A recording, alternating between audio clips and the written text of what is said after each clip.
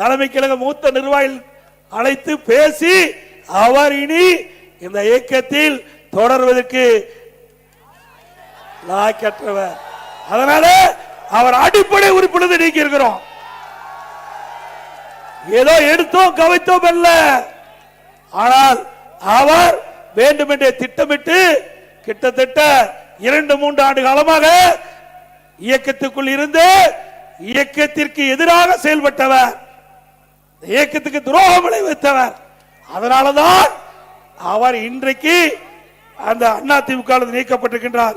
அது மட்டுமல்ல, இன்னொரு செய்தி, இந்த நீக்கப்பட்டவர் திரு வைத்தியலிங்கம், திரு OPS எங்க கோபிச்செட்டிப்பாளையத்தில் வந்து அவர் ஒரு கூட்டத்தை போடுறாங்க. அந்த கூட்டத்தில் திரு வைத்தியலிங்கம் அவர்கள் பேசுறார். அந்த காட்சியும் இந்த LED திரையரங்குல பாருங்க.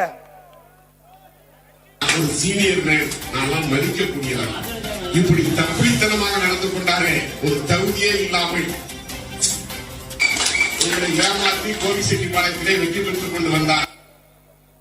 இப்படி அவர்களே பேசிட்டாங்க.